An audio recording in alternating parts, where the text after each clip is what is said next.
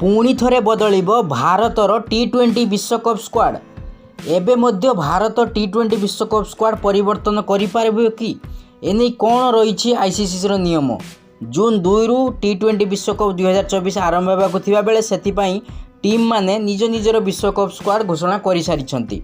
तेबे भारत मध्य तार विश्वकप स्क्वाड घोषणा करि सारिथिबा बेले एबे कोन उक्त स्क्वाड रे परिवर्तन करिबा संभव हेबो एनै अनेक प्रश्न क्रीड़ा प्रेमीक मध्य उठिबा स्वाभाविक। चलित विश्वकप रे मोट 20 टीम भाग नेबाकु थिबा बेले मे 1 तारिख सुधा निज निजर स्क्वाड घोषणा करिबाकू आईसीसी कहिथिला। आईसीसी रो नियम मुताबिक कौनसी बड़ टूर्नामेंट आरंभ हेबार 1 मास पूर्व प्रत्येक टीम निज निजर स्क्वाड घोषणा करिवे। एहा मध्यरे अधिकांश टीम सेमानकर स्क्वाड घोषणा करि सारिथिबा बेले पाकिस्तान तार 15 जणिया दल घोषणा करि नाही। तेबे जदि कौनसी टीम निज स्क्वाड रे परिवर्तन करिबाकू चाहिबो तेबे से मे 25 तारिख सुधा ताहा करि परिबो।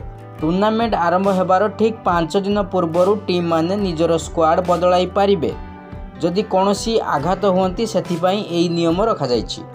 बीसीसीआई चाहिए मे 25 तारिख भितर टीम इंडिया स्क्वाड रे परिवर्तन करि पारिबो, मात्र तापरे कौनसी परिवर्तन होई पारिबो नाही। चलित विश्वकप रे रोहित शर्मा अधिनायक और हार्दिक पांड्या उप अधिनायक भाव घोषणा करा जाइथिबा बेले 4 जण खेलाड़ी को रिजर्व भाव रखा जाइछि। जदि टीम रे कौनसी परिवर्तन हुए तेबे रिजर्व खेलाड़ी ही प्रथमे प्लेइंग 11 रे सुযোগ पाइबे। सूचनायोग्य जे गत 2023 दिनिकिया विश्वकप समय रे टीम इंडिया निजर स्क्वाड घोषणा करिबा परे मध्य निज टीम परिवर्तन करिथिला। टीम घोषणा परे अक्षर पटेल स्क्वाड रे शामिल थिले। एहा परे से आहत होइथिले। ए परिस्थिति रे रविचंद्र अश्विन को टीम रे एंट्री होइथिला उ से विश्वकप खेलिथिले। जणे खेलाड़ी केतेबेले आहत हेबो, काहार किछि व्यक्तिगत समस्या आसीबो ताहा कहिबा असंभव।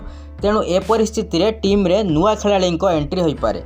सांग माने आपनक मतरे भारतीय स्क्वाड रे आउ काहाकू शामिल करिबा निहाती दरकार। आपनकर मतामत कमेंट रे निश्चय लिखंतु। एमिति उड़िया रे क्रिकेट अपडेट पाइबा पई चैनल टिकु सब्सक्राइब करी घंटी चिन्ह को दबाई दियंतु।